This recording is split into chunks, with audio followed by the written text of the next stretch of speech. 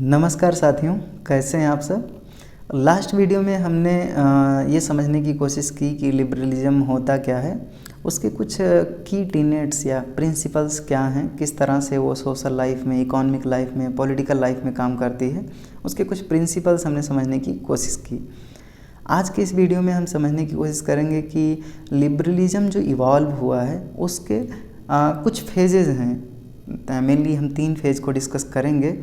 तो वो एक फेज़ से दूसरे फेज़, दूसरे से तीसरे फेज़ में कैसे इवॉल्व हुआ और क्या वजहें थी कि पहले से दूसरे फेज़ में चेंजेस आए, दूसरे से तीसरे फेज़ में चेंजेस आए। इसके बारे में हम डिस्कस करेंगे इस वीडियो में और ये समझने की कोशिश करेंगे कि मेनली लिबरलिज्म के कितने टाइप अवेलेबल हैं इस मतलब प्रेजेंट टाइम में। क्या सच में टाइप जैसी चीज़ें हम कंसीडर कर सकते हैं या नहीं। तो आज के इस वीडियो में हम यही बात करने वाले हैं।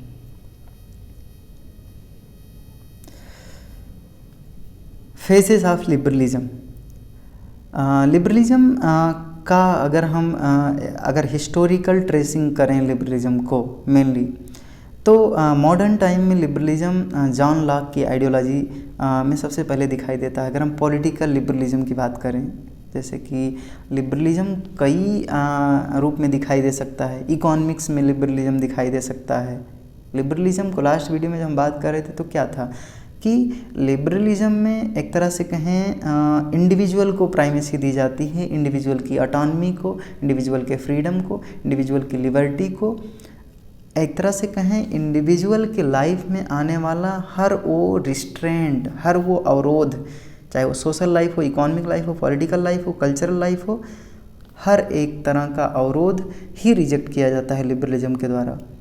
लिबरलिज्म पूरी कोशिश करता है कि किस तरह से इंडिविजुअल की लाइफ को इम्प्रूव किया जाए, किस तरह से इंडिविजुअल को ज़्यादा से ज़्यादा फ्री बनाया जाए ताकि वो खुद के लिए डिसीजन ले सके और वो समझ सके कि अपनी लाइफ को वो एंजॉय कर सके। तो सबसे शुरुआती टाइम एक तरह से कहें प्रेजेंट मॉडर्न टाइम में जो लिबरलिज्म की बात की जाती है, आप हिस्ट्री में पढ़े होंगे इनलाइटनमेंट का टाइम। तो इनलाइटनमेंट के टाइम में यूरोप में ही शुरू हुआ इनलाइटनमेंट। तो उस समय 17वीं सेंचुरी में बहुत बड़े पॉलिटिकल साइंटिस्ट और फिलासफर हुए जॉन लॉक। तो जॉन लॉक की आइडियोलॉजी में जब वो ओरिजिन ऑफ स्टेट की बात कर रहे थे कि स्टेट का ओरिजिन कैसे हुआ, तो उसमें उन्होंने बात किया स्टेट ऑफ नेचर की, कि सबसे पहले एक तरह से स्टेट ऑफ नेचर में हम लोग थे। कोई नहीं जान रहा था कि कौन किसका बेटा है, कौन किसका पिता है, कौन किसका भाई है, कौन किसका बहन है। सब लोग ऐसे ही जी रहे हैं जैसे कि आदिमानव वाली सिचुएशन थी, सब एकदम आइसोलेटेड। तो वहाँ से एक तरह से कहें मतलब वो उस वाली सिचुएशन की बात नहीं की, लेकिन हम आपको बता रहे हैं जस्ट समझने के लिए। वहाँ से ओरिजिन होता है स्टेट का। तो स्टेट का ओरिजिन जब होता है, लोग कंसेंट देते हैं और एक गवर्नमेंट फॉर्म होता है। गवर्नमेंट कुछ नियम कानून के हिसाब से काम करती है। तो उस गवर्नमेंट के आने के बाद में इंडिविजुअल को कुछ राइट मिलता है, नेचुरल राइट मिलते हैं, जो कि स्टेट ऑफ नेचर में भी अवेलेबल था। वो कौन से राइट थे? वो राइट थे right to life, liberty, property. तो वहाँ से शुरुआत होता है लिबरलिज्म की। उस समय उसी टाइम में इकोनॉमिक्स में एक बहुत बड़े एक तरह से स्कॉटलैंड में एक बहुत बड़े इकोनॉमिस्ट थे एडम स्मिथ, और उन्हीं के कुछ समय बाद आते हैं डेविड रिकार्डो या थॉमस या रॉबर्ट माल्थस करके एक इकोनॉमिस्ट हैं जिन्होंने पॉपुलेशन पे बहुत बड़ा अच्छा काम किया। तो वो दौर था 17-13 सेंचुरी का, जब इस तरह की चीज़ें, चाहे जॉन लॉक की बात करें, हॉब्स की बात करें, रूसो की बात करें, या इधर डेविड रिकार्डो की बात करें, एडम स्मिथ की बात करें, ये सब लोग बात कर रहे थे। तो वहीं से शुरुआत होता है। तो इसमें से ज़्यादातर एक तरह से कहें जो शुरुआती दौर था, इसमें अगर हम इकोनॉमिक सेंस में बात करें तो इकोनॉमिक्स में एडम स्मिथ की जो आइडियोलॉजी थी उसमें उनका मानना था कि मार्केट में स्टेट को इंटरफियर नहीं करना चाहिए, लेसेस फेयर की बात किया उन्होंने। शुरुआती दौर में एक तरह से कहें जब लिबरलिज़म इवाल्व कर रहा था तो उसको हम क्लासिकल लिबरलिज़म के नाम से जाने। क्लासिकल लिबरलिज़म की अगर हम फीचर्स की बात करें तो जो कि एडम स्मिथ के द्वारा कहा गया कि लेसेस फेयर, यानी कि मार्केट में एक इनविजिबल हैंड पाया जाता है। सरकार को ज़रूरत नहीं है, स्टेट को मतलब गवर्नमेंट को ज़रूरत नहीं कि वो मार्केट को इंटरफेयर करे।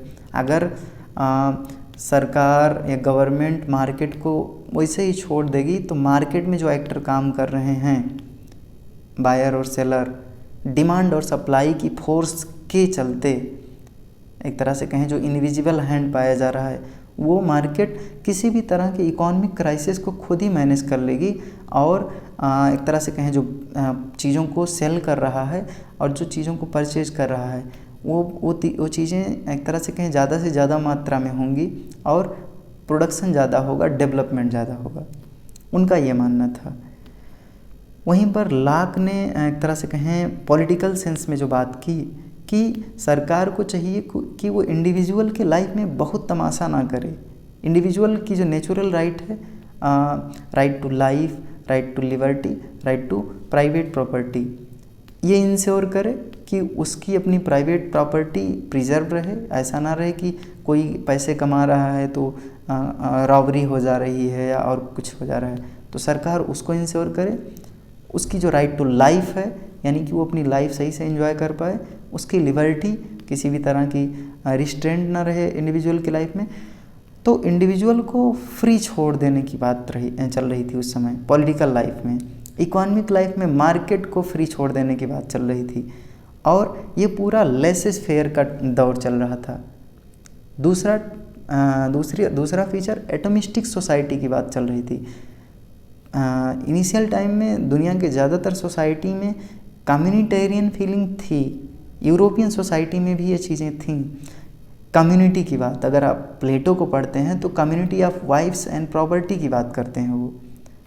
इसका मतलब यही हुआ कि वो कम्युनिटी की बात कर रहे हैं, इंडिविजुअल की बात नहीं कर रहे हैं। इसका मतलब ये कि कम्युनिटेरियन फीलिंग थी उस समय की सोसाइटी में। इंडिया में भी अभी भी है। तो ये वो दौर था 17th-13th सेंचुरी क्लासिकल लिबरलिज्म का, जिसमें हम सोसाइटी से हट के इंडिविजुअल की बात करने लगे थे कि हम इंडिविजुअल को सोसाइटी का पार्ट नहीं मान रहे थे, बल्कि सीधे इंडिविजुअल पर फोकस कर रहे थे।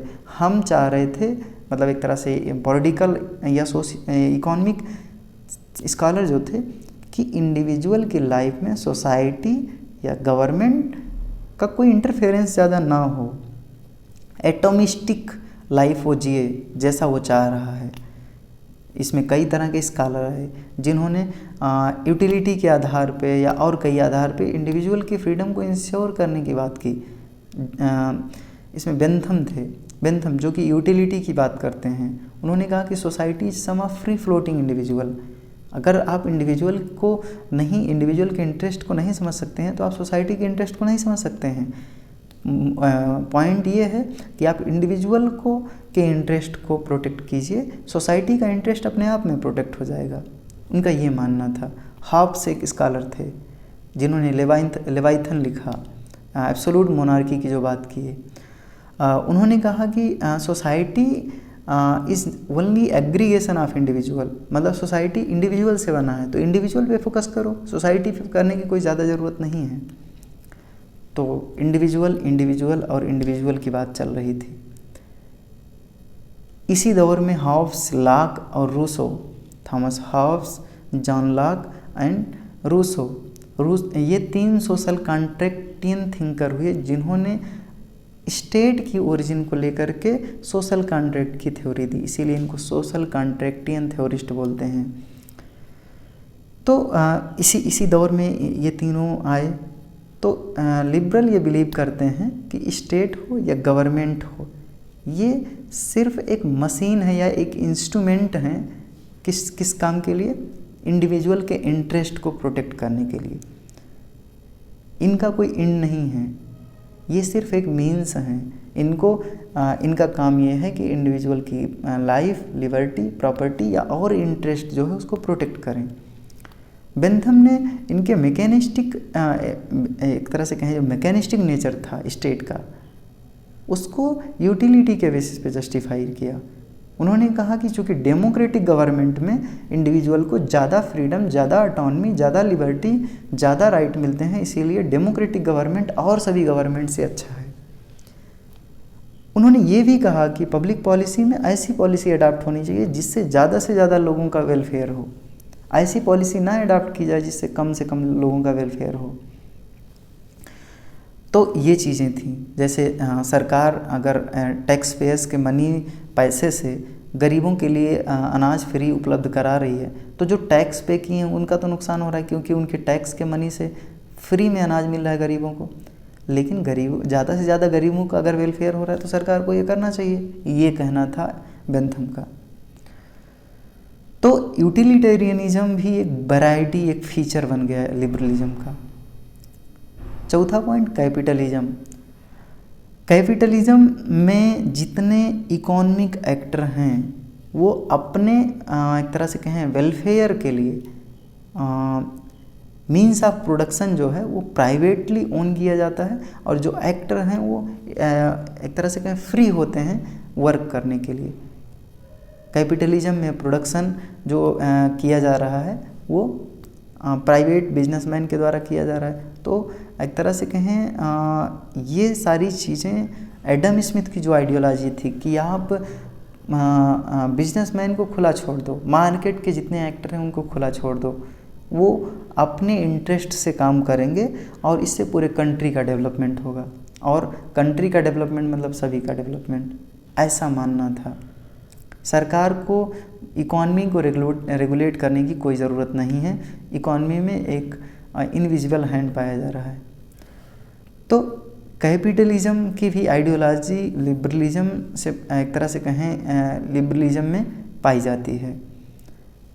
इवन कैपिटलिज्म के अगेंस्ट की भी चीज़ें पाई जाती हैं लिबरलिज्म में, जैसे कि वेलफेयर स्टेट की बात हम बार बार कर रहे हैं कि कैपिटलिज्म में प्रॉफिट हर एक तरह से कहें जो बिजनेसमैन है वो अपने प्रॉफिट इंटरेस्ट से काम करते हैं, गवर्नमेंट का लेस इंटरवेंशन पाया जाता है। लेकिन वहीं वेलफेयर स्टेट में गवर्नमेंट इंडिविजुअल की लाइफ में ज़्यादा से ज़्यादा सर्विसेज प्रोवाइड करके इंटरफियर करती है। खैर, पांचवा सबसे इम्पॉर्टेंट फीचर जो है क्लासिकल लिबरलिज्म का वो राइट है। लिबरल से बिलीव कर रहे थे कि इंडिविजुअल की राइट और लिबर्टी प्रोटेक्ट करना ज़रूरी है। इवन लॉक ने 3 तरह के नेचुरल राइट को भी प्रोपाउंड कर दिया, जिसमें राइट टू लाइफ, लिबर्टी और प्रॉपर्टी की बात की। बेंथम ने लॉक के नेचुरल राइट को स्टिल्ट ऑन नॉनसेंस कह दिया, कहा कि इनका नेचुरल राइट ऐसा कुछ है नहीं, सब लीगल राइट हैं, इंसानों के द्वारा बनाए गए हैं, इसमें कुछ नेचुरल राइट नहीं है। लिबर्टी और right minimize the functioning of government and maintains limited and constitutional government. तो अगर इंडिविजुअल को ज़्यादा से ज़्यादा लिबर्टी मिली हुई है, ज़्यादा से ज़्यादा राइट मिला हुआ है, तो गवर्नमेंट कंट्रोल में रहती है, क्योंकि इंडिविजुअल को लिबर्टी है अगर फ्री स्पीच और एक्सप्रेशन का, तो इंडिविजुअल सरकार के किसी भी गलत काम का विरोध करेगा और सरकार कंट्रोल में रहेगी। सोचो अगर सरकार का विरोध ना किया जाए, सरकार जो चाह रही है वो कर रही है, जैसे कि सरकार ने जब चाहा तब इमरजेंसी लगा दिया पूरे देश में, ठीक, या सरकार ने जब चाहा तब नोटबंदी कर दी, तो क्या होगा इससे सरकार अपना एक तरह से कहें एब्सोल्यूट पावर यूज कर रही है सिटीजन्स पे। इसमें सिटीजन्स की लिबर्टी, सिटीजन्स के राइट्स का कोई ख्याल नहीं रखा जा रहा है कि उनकी लिबर्टी, इमरजेंसी में लिबर्टी तो हम की जाती है ना, बैन कर दिया जाता है सब कुछ, सिर्फ 21 आर्टिकल 21 और 22 को छोड़ करके। तो इंडिविजुअल की लिबर्टी और जो राइट हैं वो कॉन्स्टिट्यूशनल गवर्नमेंट को लिमिटेड करने की कोशिश करते हैं। तो ये चीज़ें थी जो एक तरह से कहें कि इनिशियल फेज़ में जो इम्पोर्टेंट स्कॉलर्स ने अपनी आइडियोलॉजी दी, उनके बेसिस पे क्लासिकल लिबरलिज्म का क्या फीचर्स था। ये हमने लेसिस फेयर की बात की, हमने एटोमिस्टिक सोसाइटी की बात की, सोशल कॉन्ट्रैक्ट के माध्यम से किस तरह से स्कॉलर्स ने बात किया उसकी बात की। हमने ये देखा कि कैपिटलिज्म में किस तरह से लेसिस फेयर इकॉनमी की बात की गई, किस तरह से इंडिविजुअल के नेचुरल राइट, लीगल राइट की बात की गई, और वो नेचुरल राइट या लीगल राइट ज़रूरी क्यों हैं, ताकि स्टेट लिमिटेड रहे, अदरवाइज वो अनफेटेड पावर एक्सेस करेगा और एब्सोलूट मोनार्की या एब्सोलूट यानी टोटलिटेरियन गवर्नमेंट आ जाएगी। और इंडिविजुअल एक तरह से कहें जो लिबरलिज्म का की पॉइंट है वो इंडिविजुअल है। तो अगर सरकार लिमिटेड नहीं रही, सरकार अपना जो पावर एक्सेस कर रही है इंडिविजुअल पे या लोगों पे, अगर वो लिमिटेड वे में नहीं एक्सेस की, जब मन कहा जो मन कहा वो करने लगी, तो इंडिविजुअल की लिबर्टी हार्म होगी और लिबरलिज्म का सारा चौपटा नाश होगा। इसीलिए लिबर्टी और राइट इंडिविजुअल को प्रोवाइड कराना और उसको उसकी फंक्शनिंग होते रहने देना, ये एक लिमिटेड गवर्नमेंट को क्रिएट करता है। अदरवाइज गवर्नमेंट टोटलिटेरियन होगा ही होगा, जैसे कि जर्मनी में हुआ या इटली में हुआ, हिटलर या मुसोलिनी के टाइम पे। कुछ इम्पॉर्टेंट स्कॉलर जो इंडिविजुअल्स एक तरह से क्लासिकल लिबरलिज्म से जुड़े हुए हैं, हम बार बार नाम बोल रहे हैं, हॉब्स, लाक, रूसो या Adam Smith, David Ricardo, Thomas Malthus, Jean Baptiste से, ये सब लोग हैं। और भी कई लोग हैं, लेकिन ये बहुत इम्पॉर्टेंट लोग हैं। इसमें इसके अलावा और जो लोग हैं या इनके बारे में भी और कई सारी चीज़ें हैं जिनके बारे में हम बात करेंगे आगे। अब दूसरा फेज आता है मॉडर्न लिबरलिज्म का। क्या इशू थे, क्या प्रॉब्लम था क्लासिकल लिबरलिज्म में जो मॉडर्न लिबरलिज्म यानी दूसरे फेज को क्रिएट कराया, देखते हैं।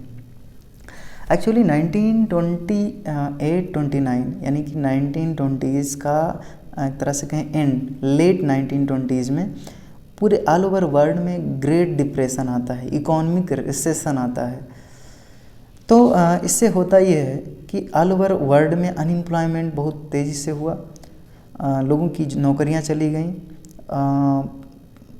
चीज़ों के दाम बढ़ गए, प्राइसेस, इन्फ्लेशन ज़्यादा हुआ, और इसके चलते हुआ ये कि ऑल ओवर कंट्री की वर्ल्ड में जितने भी कंट्री हैं सबके इकोनॉमिक डेवलपमेंट बहुत स्लो हो गए। स्लो क्यों हुआ? ये इसलिए हुआ क्योंकि 1920s के लेट तक, 1928-29 तक गवर्नमेंट उन्हीं आइडियोलॉजी पे चल रही थी जो पहले आई हुई थी 17th-18th सेंचुरी में। और वो कौन आइडियोलॉजी थी? वो लेसेस फेयर की आइडियोलॉजी थी। बार बार क्राइसिस आ रहे थे, छोटी छोटी क्राइसिस आ रही थी, प्रॉब्लम्स आ रही थी मार्केट में, लेकिन गवर्नमेंट उन पर ध्यान नहीं दे रहा था, क्योंकि स्कॉलर्स ने जो बोला था या लोगों के में जो मान्यताएं थी, बातें थी कि laces fair economy, invisible hand, और वो खुद ही मार्केट मैकेनिज्म है, वो मैनेज कर लेगा। लेट 1920s में भी सरकार बहुत देर तक यही देखती रही। सरकार को लग रहा था कि मार्केट खुद मैनेज कर लेगा, लेकिन नहीं हो पाया। एक्चुअली एडम स्मिथ की जो आइडियोलॉजी थी कि मार्केट में खुद ही एक इनविजिबल हैंड पाया जाता है और किसी भी तरह के क्राइसिस को ये खुद ही मेंटेन कर लेगा, झेल लेगा, वो हो नहीं पाया।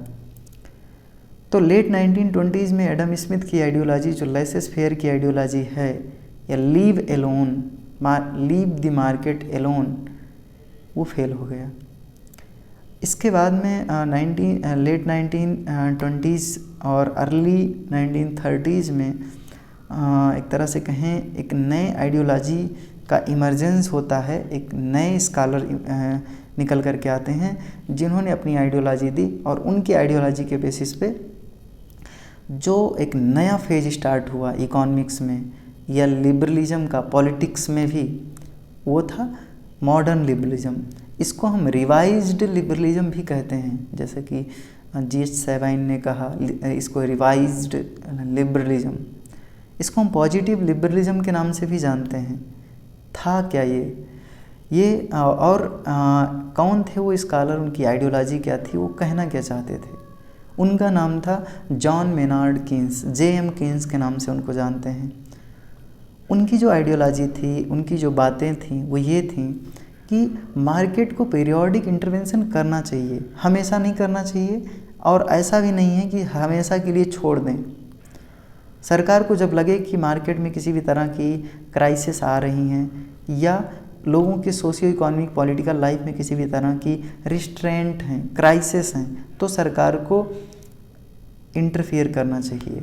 अगर लग रहा है सरकार को कि इकॉनमी में क्राइसिस है तो सरकार को इंटरफियर करना चाहिए।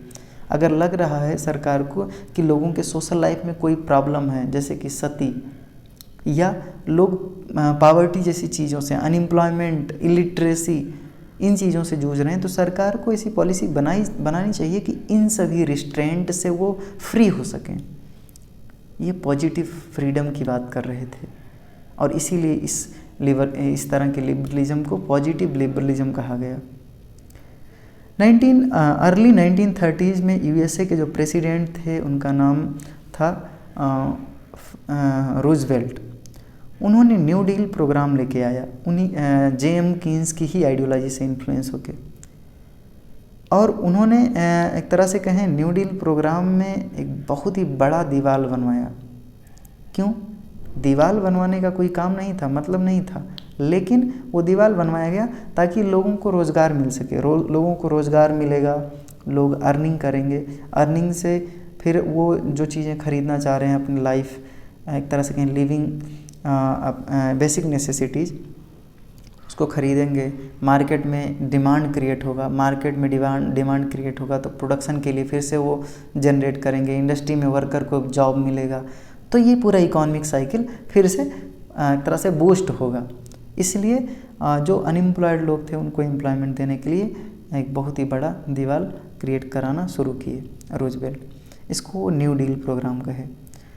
उसी समय मतलब ये दौर था वर्ल्ड वार का। अगर हम बात करें 1939 में वर्ल्ड वार स्टार्ट हो जाता है। कई तरह के छोटे छोटे युद्ध तो शुरू हो गए थे बहुत पहले ही। जर्मनी बार बार एक के बाद दूसरे कंट्री पे अटैक कर रहा था। 1942 में यूके में एक तरह का कमीशन बनाया जाता है। एक बहुत ही लिबरल इकोनॉमिस्ट थे बेवरीज। उन्होंने अपनी रिपोर्ट पब्लिश की 1942 में और उन्होंने बताया कि किसी भी कंट्री के लिए खास करके उसकी लिबरल इकॉनमी के लिए ये 5 चीज़ें बहुत ही ख़तरनाक हैं। क्या है वो?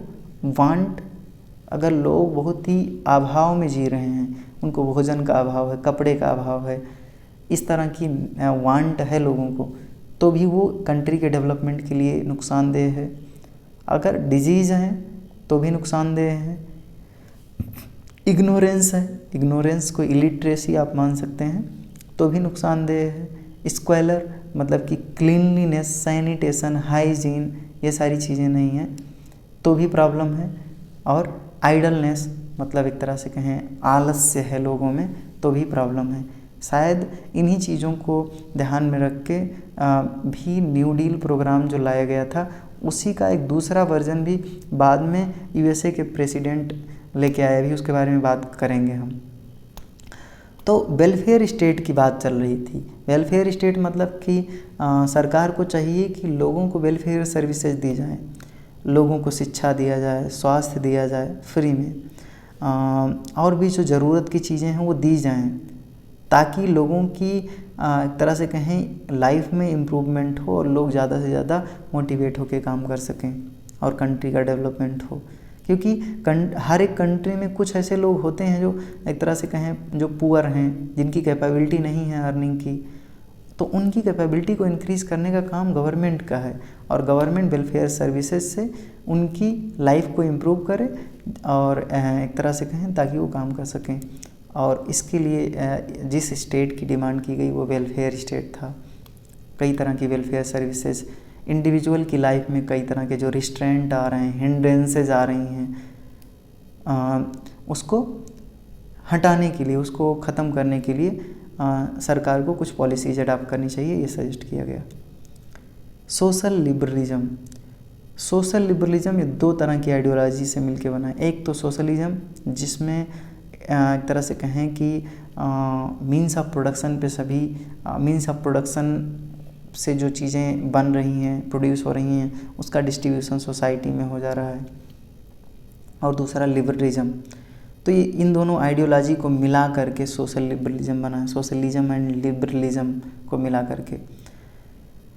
पॉजिटिव लिबरलिज्म जो ये फेज़ में चल रहा था, इसमें यूएसए के प्रेसिडेंट रूजवेल्ट ने जो न्यू डील प्रोग्राम अनाउंस किया, उसमें वो चिल्ड्रन के लिए कुछ रिलीफ मेजर्स अपनाए कि बच्चों के लिए, जैसे आज हम देखते हैं कि विडो पेंशन मिलता है इंडिया में, वैसे ही कुछ पेंशन प्रोग्राम लॉन्च किया ओल्ड पीपल के लिए, अनएम्प्लॉयड के लिए, ताकि उनके हाथ में कुछ पैसे जाएं और वो अपनी एक तरह से कहें वो अपनी ज़रूरत की चीज़ों को पूरा करने के लिए चीज़ों को खरीदेंगे और इससे इकॉनमी बूस्ट करेगी। कैसे बूस्ट करेगी? जब आप किसी को 1000 2000 रुपये दे रहे हैं तो वो अपनी ज़रूरत की चीज़ें जैसे कि साबुन, तेल, खाने की चीज़ें, ये सारी चीज़ें खरीदता है तो मार्केट में डिमांड क्रिएट होता है और प्रोडक्शन की मांग और होती है और मार्केट इंडस्ट्री में प्रोडक्शन स्टार्ट होता है, इंडस्ट्री में वर्कर को जॉब मिलता है, तो ये पूरा साइकिल इकॉनमी को बूस्ट करता है।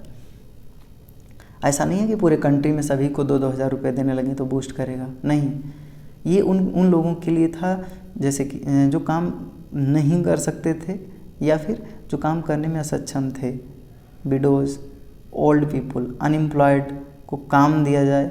अब जो 1-2 हज़ार रुपये या 2-4 हज़ार रुपये पेंशन मिलेंगे तो अनएम्प्लॉयड कुछ अपना छोटा मोटा काम स्टार्ट कर सकते हैं या और कोई काम एक तरह से कहें अपनी बेसिक नेसेसिटीज़ को पूरा करके कुछ सोच सकते हैं।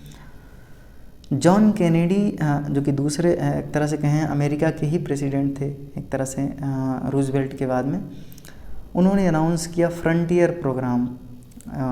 ये भी उसी तरह का प्रोग्राम था। लिंडन जॉनसन भी अमेरिका के प्रेसिडेंट थे, इन्होंने भी एक तरह का प्रोग्राम लॉन्च किया। तो कुल मिला जुला के बात ये है कि अब वेलफेयर स्टेट की डिमांड हो रही है, मांग की जा रही है कि सरकार अब आंख बंद करके देख नहीं सकती है, नाइट वॉचमैन स्टेट की तरह बिहेव नहीं करना है। अब आपको चाहिए कि इंडिविजुअल को जो चाहिए, खास करके वो इंडिविजुअल जो पावरफुल नहीं है, जो इतने कैपेबल नहीं है कि वो अपनी राइट को, अपनी लिबर्टी को एक्सेस कर पाएँ। कोई एक गरीब इंडिविजुअल जिसके पास खाने का भोजन नहीं है, उससे तुम बोल रहे हो कि तुम फ्री हो। क्या मतलब है ऐसे फ्रीडम का? तो ये इस चीज़ को बोल रहा है कि इंडिविजुअल सिर्फ छोड़ देने से फ्री नहीं हो जाएगा, उसको कई तरह की और प्रॉब्लम हो सकती हैं, कई तरह की उसकी लाइफ में हिंड्रेंसेज हो सकती हैं। सरकार का काम है कि उन हिंड्रेंसेस को, उन रिस्ट्रेंट को कम करे या ख़त्म करे, और इसीलिए यहाँ सोशल लिबरलिज्म की बात की जा रही है। तो इसकी सेंट्रलिटी में, इसकी प्राइमेसी में अभी भी इंडिविजुअल ही है। जॉन मेनार्ड कीन्स ने जो आइडिया दिया उसको केन्सियनिज्म कहा गया। तो उनका कहना यह था कि सरकार को चाहिए कि पीरियोडिक इंटरवेंशन करे मार्केट में। सरकार नाइट वॉचमैन स्टेट की तरह ना बिहेव करे, नैनी स्टेट की तरह बिहेव करे। सरकार पीरियोडिक इंटरवेंशन करे, लोगों के लिए कुछ वेलफेयर स्कीम प्रोवाइड करे, खासकर मार्जिनलाइज सेक्शन के लिए, ताकि उनकी लाइफ इम्प्रूव हो सके। तो जॉन मेनार्ड कीन्स ने अपनी किताब general theory of employment, interest and money 1936 में ये बात कही कि सरकार को ज़्यादा से ज़्यादा डिमांड क्रिएट करने पे ध्यान देना चाहिए। ज़्यादा से ज़्यादा डिमांड का मतलब ये कि जैसे मान लो कि लोग ज़्यादा से ज़्यादा खाने पीने की चीज़ों की डिमांड कर रहे हैं। डिमांड मतलब ये कि आप ख़रीदने में सक्षम भी हैं, तो लोग ज़्यादा डिमांड कर रहे हैं, इसका मतलब ज़्यादा सामान ख़रीदा जा रहा है मार्केट से, और ज़्यादा सामान ख़रीदा जा रहा है मार्केट से, इसका मतलब ये कि फैक्ट्री में ज़्यादा सामान बनना शुरू होगा, और फैक्ट्री में ज़्यादा सामान बनेगा या बनना शुरू होगा, इसका मतलब जो वर्कर हैं उनको वेज मिलना स्टार्ट होगा। फैक्ट्री ओनर को एक तरह से कहें कि बेनिफिट होगा। टैक्स के माध्यम से सरकार लोगों को वेलफेयर सर्विसेज प्रोवाइड कराती रहेगी। तो कुल मिला जुला के इनका मानना ये था कि सरकार डिमांड क्रिएट करे, लेकिन डिमांड क्रिएट कैसे करेगी? तो सरकार उनको कुछ पैसे प्रोवाइड कराए अगर ज़रूरत पड़ रही है, जिनके पास पैसे नहीं हैं, जो कि बहुत गरीब लोग हैं, उनको 1000 रुपये 2000 रुपये, कुछ इसी तरह की आइडियोलॉजी एक तरह से जो आप देखते हैं कि रिसेंट टाइम में गवर्नमेंट जो किसानों को या गरीबों को 6 महीने में 2000 रुपये 4000 रुपये दे रही है, उसका यही मतलब है। तो ये चीज़ें थी। केन्स ने इस बात को एकदम रिजेक्ट कर दिया कि मार्केट खुद ही मैनेज कर लेगा अपनी चीज़ों को। उन्होंने एडम स्मिथ की इस आइडिया को कि मार्केट में इनविजिबल हैंड होता है, इसको रिजेक्ट कर दिया। पॉजिटिव फ्रीडम की इन्होंने बात की। पॉजिटिव फ्रीडम मतलब इस मॉडर्न लिबरलिज्म में बात किया गया। इसमें कई थिंकर्स हैं, टी.एस. ग्रीन हैं, हाउस हैं, हाफसन हैं। इवन जब हम पॉजिटिव फ्रीडम की बात करते हैं तो ऐसे वर्लिन भी हैं। खैर उनके बारे में हम और आगे बाद में बात करेंगे। तो पॉजिटिव फ्रीडम का मतलब यही कि इंडिविजुअल के लाइफ में कई तरह के हिंड्रेंसेस हो सकते हैं, सोशियो इकोनॉमिक, पॉलिटिकल। सरकार उनको नाइट वॉचमैन की तरह देखते नहीं रह सकती है। सरकार उनकी उन हिंड्रेंसेस को, उन रिस्ट्रेंट को कम करने की कोशिश करे, उनकी कैपेबिलिटी को इम्प्रूव करे ताकि वो जो करना चाह रहे हैं वो कर सकें, उनकी स्किल को इम्प्रूव करने में उनकी हेल्प करे। ये होगा पॉजिटिव फ्रीडम। कोई मान लो किसी वजह से कोई बहुत शारीरिक रूप से कमज़ोर है, उसको खाना नहीं मिल रहा है, और उसको ये कहा जाए कि तुम इस एक मैराथन जो हो रहा है इसमें पार्टिसिपेट करके तुम विनर बन सकते हो। अब क्या वो विनर बन सकता है? वहाँ पे उसको खाने को भोजन नहीं मिल रहा है, वो फिजिकली बहुत वीक है, क्या वो मैराथन दौड़ पाएगा? नहीं। सरकार का काम है कि उसको सपोर्ट करे और उसको उसके एलिजिबल बनाए कि वो मैराथन दौड़ सके। सिर्फ कह देने से कि राइट है तुमको, राइट नहीं हो जाएगा। अब सरकार को इंटरफेयर करने की ज़रूरत है। इस पूरे फेज़ में इस चीज़ की बात की जा रही है। अगर इम्पॉर्टेंट थिंकर्स की बात करें तो जैसे कि जॉन राल हो गए या फिर और भी कई थिंकर्स हैं जो इन चीज़ों को मानते हैं। तीसरा सबसे इम्पॉर्टेंट फेज़ एक तरह से जो करंट फेज़ है वो है नियो लिबरलिज्म। 1970s में वर्ल्ड में फिर से एक इकोनॉमिक रिसेशन आया, क्राइसिस आई, और वहीं पर कई तरह की चीज़ें थीं जो जॉन मेनार्ड कीन्स की बातें थीं। 1970s के शुरुआत में क्राइसिस आता है और तभी से डिमांड उठने लगी कि अब कीन्स की आइडिया पे चीज़ें चल नहीं पाएंगी। और हम देखते हैं कि 1980 में वर्ल्ड के कई कंट्री में कीन्स की आइडिया को रिजेक्ट कर दिया गया। तो क्या बड़े फीचर थे नियो लिबरलिज्म में और क्या वजहें थीं कि हमको नियो लिबरलिज्म अडॉप्ट करना पड़ा और हम पॉजिटिव फ्रीडम और पॉजिटिव लिबरलिज्म इसको रिजेक्ट कर दिए? देखते हैं कि करके। पहला तो ये नियो लिबरलिज्म, या इसी को हम न्यू क्लासिकल लिबरलिज्म भी कहते हैं। कुछ ये क्लासिकल लिबरलिज्म से मैच कर रहा है, कुछ चीज़ें अलग हैं। तो इसका मानना है कि मिनिमल और न्यूट्रल स्टेट होना चाहिए। मतलब सरकार लोगों के लाइफ में कम से कम इंटरफियर करे। लगभग कुछ इसी तरह की चीज़ें क्लासिकल लिबरलिज्म में भी मानी जा रही थी। प्रोग्रेसिव टैक्सेशन की भी ये बात करता है। इसमें एक इम्पॉर्टेंट स्कॉलर हैं हयाक, तो वो प्रोग्रेसिव टैक्सेशन के अगेंस्ट में बात करते हैं। उनका मानना है कि जब आप वेलफेयर स्टेट की तरह काम करने के लिए प्रोग्रेसिव टैक्सेशन करते हैं तो आप जो बोल रहे थे कि equal pay for equal work, individual free है काम करने के लिए, आपने लिबरलिज्म में यही कहा कि इंडिविजुअल फ्री है काम करने के लिए, और इंडिविजुअल जब काम करके पैसा कमा रहा है तो आप उसके पैसे को टैक्सेशन से लेकर के गरीबों में बांट दे रहे हैं। ये कौन सा लिबरलिज्म हुआ? ये कौन सा फ्रीडम हुआ? ये कौन सा इंडिविजुअलिज्म हुआ? तो हयाक की आइडियोलॉजी, हयाक का आर्गूमेंट इस तरह है। तो हयाक प्रोग्रेसिव टैक्सेशन को रिजेक्ट करते हैं और ये नियो लिबरलिज्म या नियो क्लासिकल लिबरलिज्म का बेस बनता है।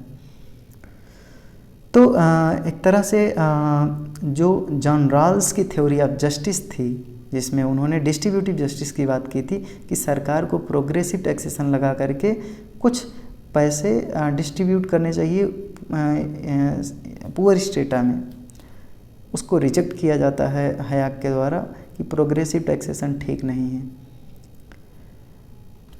फ्री मार्क दूसरा सबसे important feature, rejection of social justice. Social justice के नाम पे जब सरकार एक तरह से कहें कि जैसे मान लो कि सोशल जस्टिस के नाम पे सरकार प्रोग्रेसिव टैक्सेशन लगा रही है, इसमें हो क्या रहा है, हो ये रहा है कि जो इंडिविजुअल खुद की मेहनत से पैसा कमाया हुआ था उसके पैसे का एक बड़ा अमाउंट टैक्सेशन में गरीबों के पास जा रहा है जो कि पैसा नहीं कमाए थे। वो अलग डिबेट है कि मतलब कि टैक्सेशन क्यों होना चाहिए क्यों नहीं। अभी हम हया के हिसाब से चीज़ों को बता रहे हैं, हमारा अपना आर्गूमेंट ये नहीं है। तो सोशल जस्टिस यहाँ पर इंश्योर करने के लिए सरकार अमीरों पर टैक्स लगा रही है। तो क्या अमीरों की अपनी लिबर्टी इंश्योर हो पा रही है? वो जो पैसा कमा रहे थे उनकी जो राइट टू प्रॉपर्टी थी क्या इंश्योर हो पा रही है? नहीं, क्योंकि उन्होंने जो पैसा कमाया था उनकी अपनी जो प्राइवेट प्रॉपर्टी थी सरकार उसको इंश्योर नहीं कर पा रही है। उन पर तो टैक्स लगा के उनके पैसे को छीन लिया जा रहा है और वो गरीबों में बांट दिया जा रहा है। ये आर्गूमेंट हया का था। उन्होंने कहा कि ये सोशल जस्टिस का जो आप ड्रामा कर रहे हैं ये सही नहीं है। सोशल जस्टिस के नाम पे आप सोसाइटी में ऐसे लोगों को पैसे बांट दे रहे हैं जो कि काम नहीं कर रहे हैं। तो कुछ इसी तरह की आइडियोलॉजी से वो इंटाइटलमेंट थ्योरी ऑफ जस्टिस मतलब इसमें आता है। मतलब ये कि जैसे मान लो जॉन रॉल ने मॉडर्न लिबरलिज्म में कहा कि आप सरकार को चाहिए प्रोग्रेसिव टैक्सेशन करके डिस्ट्रीब्यूशन करे।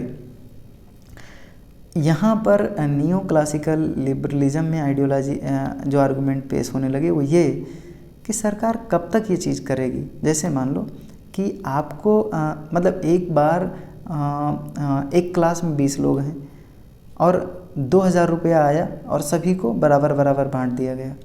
अब उसी में से कुछ लोग हैं जो अभी जब बांट दिया गया बराबर बराबर तो सब बराबर हैं, उसी में से कुछ लोग हैं जो मेहनत ज़्यादा करेंगे अमीर बन जाएंगे, कुछ लोग हैं जो मेहनत नहीं करेंगे गरीब रहेंगे। ये आर्गूमेंट था न्यू क्लासिकल लिबरलिज्म में हयाक और लोगों का। तो जो लोग मेहनत करके अमीर बन रहे हैं सरकार उनके पैसे को टैक्सेशन के थ्रू वसूल करके फिर से उन्हीं लोगों में बांट दे रही जो मेहनत नहीं कर रहे हैं, गरीब हैं जो। तो ये आर्गूमेंट था न्यू क्लासिकल लिबरलिज्म में और इसीलिए सोशल जस्टिस के इस मतलब इस आर्गूमेंट मतलब एक तरह से कहें जो सोशल जस्टिस इंश्योर करने के लिए प्रोग्रेसिव टैक्सेशन था उसको रिजेक्ट कर दिया गया। ये कहा गया कि नोजिक जिन्होंने इंटाइटलमेंट थ्योरी ऑफ जस्टिस दिया स्टेट एनार्की एंड यूटोपिया में, रॉबर्ट नोजिक रॉल्स के थ्योरी ऑफ जस्टिस के अगेंस्ट में, उन्होंने कहा कि जो पावरफुल स्टेट है वो लिबर्टी के अगेंस्ट में जाता है। हयाक ने ये भी लिखा कि constitution of liberty welfare state curtails autonomy. Welfare state के नाम पे, वेलफेयर के नाम पे सरकार जो लोग प्रॉपर्टी अर्न कर रहे हैं उनकी ऑटोनमी को कर्टेल कर रही है और इसीलिए चाहिए कि प्रोग्रेसिव टैक्सेशन हटाया जाए। सरकार रोल बैक करे कहाँ, क्लासिकल लिबरलिज्म में। ये मॉडर्न लिबरलिज्म ठीक नहीं है, ये बात होने लगी। इंडिविजुअलिज्म विथ मार्केट इकोनॉमी, कहा गया कि इंडिविजुअलिज्म ठीक है, इंडिविजुअल खुद इतना रेशनल है कि उसके लिए क्या अच्छा है क्या बुरा है ये सुनिश्चित कर सकता है, लेकिन मार्केट जो है उसको ऑटोनॉमस बना दिया जाए। Thomas Friedman said that capitalism and freedom is complementary to each other. Capitalist economy में इंडिविजुअल फ्री होता है कि उसको अगर एक मान लीजिए बिस्किट आपको ख़रीदना है, और कैपिटलिज्म नहीं। कैपिटलिज्म में क्या होता है कि आपको कई वैरायटी की बिस्किट अवेलेबल हो जाती है क्योंकि कई मार्केट में कई प्रोड्यूसर होते हैं, तो वो कोई किसी भी तरह का बिस्किट बना रहा है, कोई किसी तरह का, कोई किसी तरह का, तो आपके पास ऑप्शन ज़्यादा होते हैं, आपके पास चॉइसेस को फुलफ़िल करने का फ्रीडम होता है। तो ये पॉसिबल है कैपिटलिज्म में ही सिर्फ। तो आर्गूमेंट इन सब का ये था कि जो कैपिटलिज्म है और फ्रीडम है ये साथ साथ चलते हैं। सरकार को चाहिए कि कैपिटलिज्म को एक तरह से कहें वेलफेयर स्टेट के नाम पे कैपिटलिज्म को सप्रेस ना करे, अदरवाइज इंडिविजुअल की फ्रीडम हार्म होगी। हालांकि वो किस इंडिविजुअल की फ्रीडम हार्म हो रही थी, वो जो एक तरह से कहें रिच इंडिविजुअल थे उनकी, क्योंकि सरकार वेलफेयर के नाम पे गरीबों में जो पैसे बांट रही थी वो तो गरीबों के लिए ठीक ही था।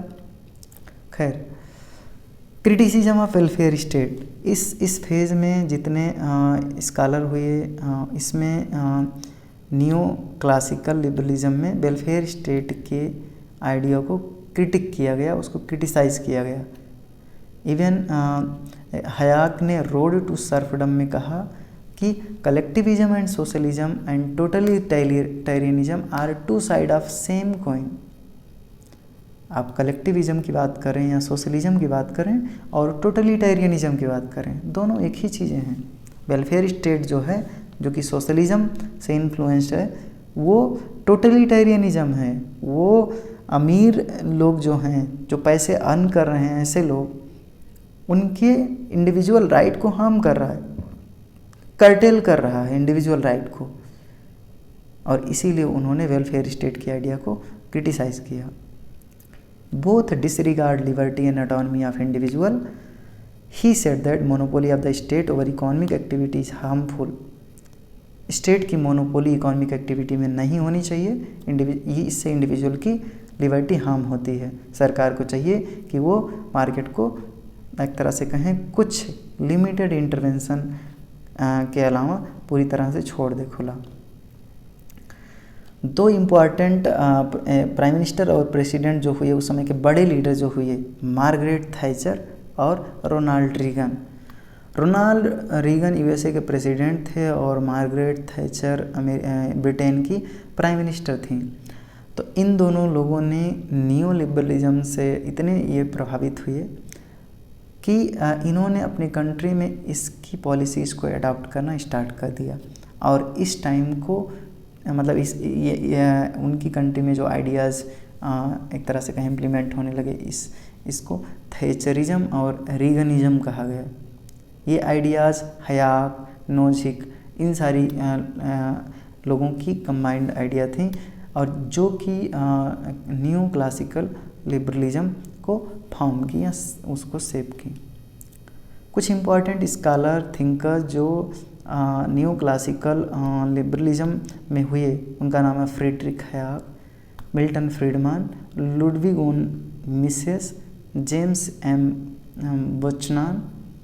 कुछ पॉलिटिशियन जो हुए उस समय, Margaret Thatcher, Ronald Reagan, Alan Greenspan.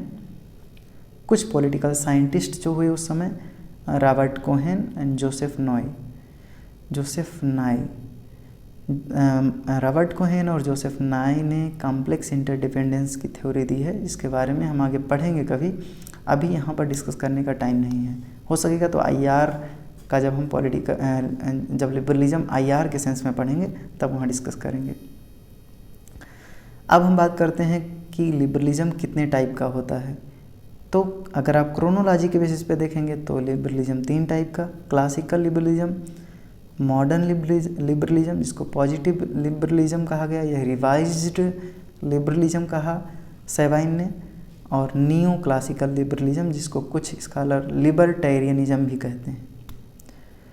Government के इंटरवेंशन के बेसिस पे हम बात करें तो एक निगेटिव लिबरलिज्म होता है और एक पॉजिटिव लिबरलिज्म होता है। अगर गवर्नमेंट मार्केट में या लोगों की लाइफ में इंटरफेयर नहीं कर रही है, बिल्कुल नहीं कर रही है, लोगों को सिर्फ राइट और ऑटोनॉमी दे दिया गया है, तो ये निगेटिव लिबरलिज्म है, जो कि निगेटिव फ्रीडम से बहुत मैच करता है। और दूसरा, जब वेलफेयर स्टेट की हम बात कर रहे थे कि सरकार को चाहिए कि मार्केट में प्रोग्रेसिव टैक्सेशन लगाए और गरीबों को वेलफेयर सर्विसेज दें, उनके लाइफ में प्रोवाइड कराए, तो वो पॉजिटिव लिबरलिज्म था। कुछ स्कॉलर्स जैसे कि जॉन ग्रे हैं, उन्होंने कहा कि लिबरलिज्म के कई वेरिएंट हैं, 4 स्ट्रैंड की बात की उन्होंने। एक वेरिएंट जो इंडिविजुअलिस्टिक है, इंडिविजुअल को सेंटर में रख के individual freedom, individual autonomy, individual right की बात करता है। दूसरा है इक्वलिटेरियन है, जो ये कहता है कि पूरे अर्थ पे जितने लोग हैं सब इक्वल हैं, all human beings on the earth are equal, जो कि नेचुरल राइट का बेसिस बनाता है। तीसरा है मेलियोरिस्टिक, लिबरलिज्म, जिसमें ये कहा जाता है कि आप अभी इकोनॉमिक लिबरलिज्म की बात करें, मतलब ये कि इकोनॉमिकली लोगों को एम्पावर्ड करें, बाद में उनकी सोशियो पॉलिटिकल अरेंजमेंट खुद ही इम्प्रूव हो जाएगी। 4 है यूनिवर्सलिस्टिक लिबरलिज्म, जिसमें यह कहा गया कि कुछ बेसिक चीज़ें हैं जो दुनिया के हर एक कंट्री में जितने इंसान हैं सभी में कॉमन चीज़ें हैं, जैसे कि हम उसी बेसिस पे ह्यूमन राइट की चीज़ें बनाते हैं कि सभी को इक्वलिटी पसंद है तो सब इक्वल हैं, सभी को लिबर्टी पसंद है तो सभी एक तरह से कहें हम इंडिविजुअल लिबर्टी को यूनिवर्सलाइज कर दिए। तो ये यूनिवर्सलिस्टिक लिबरलिज्म है, लेकिन ये बहुत ही कंट्रोवर्शियल टॉपिक भी है यूनिवर्सलिस्टिक लिबरलिज्म, क्योंकि कुछ स्कॉलर मानते हैं कि चूँकि दुनिया में जितने इंसान हैं सब फ्रीडम चाहते हैं, सब डेवलपमेंट चाहते हैं, तो इस आधार पे इमैनुअल कांट कहते हैं कि दुनिया में प्रोग्रेस इसी आधार से हो सकती है कि सब आपस में मिल करके कोऑपरेट करके डेवलपमेंट करें, और इसी आधार पे वो परपेचुअल पीस का सिद्धांत देते हैं। लेकिन इसी के अगेंस्ट में रूसो जो बात करते हैं कि इंडिविजुअल जो है वो रेशनल है और इंडिविजुअल सेल्फ इंटरेस्ट से गाइडेड होता है, इसीलिए इंडिविजुअल कभी भी अगर ये अटेम्प्ट किया कि वो सोशल कोऑपरेशन से डेवलपमेंट करे तो वो पॉसिबल होगा नहीं, वो फेल कर जाएगा, क्योंकि इंडिविजुअल सेल्फ इंटरेस्टेड है, उससे गाइडेड है। और भी कुछ वेरिएंट हैं जिनके बारे में हम आने वाले वीडियोज़ में बात करेंगे सेपरेटली, जैसे कि लिबरल फेमिनिस्ट थ्योरी कि महिलाओं के लिए सेपरेटली अगर हम फेमिनिस्ट पर्सपेक्टिव से बात करें उनके लिए लिबर्टी का क्या मायने हैं, social liberal theory, anarcho capitalist theory और कई वेरिएंट हैं, इनके बारे में हम बात करेंगे कभी। तो समय के साथ साथ दुनिया के अलग अलग देशों में एक तरह से कहें कि चीज़ें लिबरलिज्म के कई फेज़ आए। कहीं पर क्लासिकल लिबरलिज्म की बात की गई, कहीं इगैलिटेरियन लिबरलिज्म की बात की कि सभी इक्वल हैं, कहीं पर इकोनॉमिक लिबरलिज्म की बात की गई कि स्टेट का इंटरफेरेंस हो या ना हो, कहीं सोशल लिबरलिज्म की बात की गई कि इंडिविजुअल की लाइफ में जो नॉर्म्स हैं, ट्रेडिशन हैं, वैल्यू हैं, कंजर्वेटिव प्रैक्टिसेस हैं वो ख़त्म हो जाएं, कहीं वेलफेयर स्टेट की बात की गई, कहीं एथिकल बेसिस पे बात की गई कि दुनिया के सारे इंसान, सभी ह्यूमन बीइंग्स इक्वल हैं, कहीं ह्यूमनिस्टिक पर्सपेक्टिव से लिबरलिज्म को डिस्कस किया गया कि एक तरह से कहें कि ऑल ह्यूमन बीइंग्स मतलब people can achieve happiness and live well without religion. तो ये ह्यूमनिस्टिक पर्सपेक्टिव रिलीजन से हट के बात करता है कि हम इंसानों की एक तरह से कहें कि इंसानों के बीच में जो बिहेवियर है उसी को डिस्कस करके बिना रिलीजन के हम ये श्योर कर सकते हैं कि वो सही से जी सकते हैं। डीऑन्टोलॉजिकल पर्सपेक्टिव भी रहा लिबरलिज्म का, जिसमें नेचुरल राइट की बात की गई कि ऑल ओवर वर्ल्ड में सभी इंडिविजुअल कुछ नेचुरल राइट जस्ट जन्म लेने के तुरंत बाद ही उनको मिल जाता है, बाय नेचर, बाय गॉड मिलता है। परफेक्शनिस्ट फॉर्म का भी डिस्कस किया गया कहीं ना कहीं, जिसमें ये कहा गया कि ये रिफ्यूज़ किया किसी भी तरह के ऐसे प्रैक्टिसेस को, ऐसे नॉर्म्स को, ऐसे वैल्यूज़ को, ऐसे ट्रेडिशन को, ऐसी किसी भी चीज़ को जो इंडिविजुअल की इंटरेस्ट के अगेंस्ट में जा रहा है उसको रिजेक्ट कर दो, काम ख़त्म। इंडिविजुअल खुद रिजेक्ट कर दे, वो परफेक्शनिस्ट लिबरलिज्म हुआ। फिर हम इंस्टीट्यूशनल लिबरलिज्म की भी बात किए कुछ जगहों पर, जैसे कि इमैनुअल कांट की आइडियोलॉजी पे बाद में लीग ऑफ नेशन और यूनाइटेड नेशन बना। तो इंस्टीट्यूशनल लिबरलिज्म कि इंस्टीट्यूशन से हम ऑल ओवर वर्ल्ड में कोऑपरेशन लाएंगे और वहाँ से एक लिबरल वर्ल्ड स्टार्ट होगा, और उसी का एक दूसरा रूप न्यू लिबरल वर्ल्ड आज हम प्रेजेंट में देख रहे हैं। तो ये सारी चीज़ें डिस्कस की गई। दुनिया के अलग अलग देशों में इस लोकेशन के हिसाब से, इस प्लेस के हिसाब से भी लिबरलिज्म का अलग अलग वेरिएंट अलग अलग जगह पे डिस्कस हुआ। यूएसए में वेलफेयर स्टेट की बात की जाने लगी, तो वहीं पर यूरोपियन कॉन्टिनेंट में लिमिटेड गवर्नमेंट और लेसेस फेयर की बात हुई। यूरोप और लैटिन अमेरिकन कॉन्टिनेंट में लिबरलिज्म के एक ऐसे रूप की बात हुई जिसमें क्लासिकल लिबरलिज्म के मॉडरेट फॉर्म की बात की गई, जिसमें कंजर्वेटिव लिबरलिज्म और सोशल लिबरलिज्म का मिक्स फॉर्म था। कंजर्वेटिव लिबरलिज्म एक ऐसा फॉर्म है जिसमें सोसाइटी के नॉर्म्स, वैल्यू, ट्रेडिशन की कुछ चीज़ें जो अच्छी हैं उनको साथ में रख करके और इंडिविजुअल लिबर्टी को एक तरह से कहें एक्सेप्ट किया जाता है, तो वो कंजर्वेटिव लिबरलिज्म हुआ। सोशल लिबरलिज्म वेलफेयर प्रैक्टिसेस के साथ में, वेलफेयर स्टेट के साथ में इंडिविजुअल की लिबर्टी को आगे बढ़ाना, वो सोशल लिबरलिज्म हो गया। नॉर्थ अमेरिका कॉन्टिनेंट में सोशल लिबरलिज्म की बात की गई। तो अलग अलग दुनिया के अलग अलग जगहों पर ज़रूरी नहीं है कि हम क्लासिकल लिबरलिज्म पढ़ रहे हैं तो दुनिया में हर देश में क्लासिकल लिबरलिज्म ही बात की जा रही है, नहीं, कहीं पर कुछ, कहीं पर कुछ, कहीं पर कुछ बातें की गई। तो ये चीज़ें हैं। तो यहाँ पर वीडियो बहुत लंबा हो रहा है, हम इस वीडियो को फिनिश करते हैं। और अगर आपका पैसेंस अभी भी बना हुआ है, अभी आप बने हुए हैं, तो इसके लिए आपको थैंक यू। आप अपनी प्रतिक्रिया हमको कमेंट बॉक्स में भेज सकते हैं और यहाँ नीचे हमारा ईमेल आईडी है vijayofficial.bhu@gmail.com। आप चाहें तो अपने कुछ क्वेरीज़ यहाँ भी हमको भेज सकते हैं। CUET PG से रिलेटेड अगर कोई इन्फॉर्मेशन चाहिए तो आप हमको यहाँ से कांटेक्ट कर सकते हैं। मिलेंगे किसी अगले वीडियो में, तब तक के लिए बने रहिए चैनल पर। जय हिंद।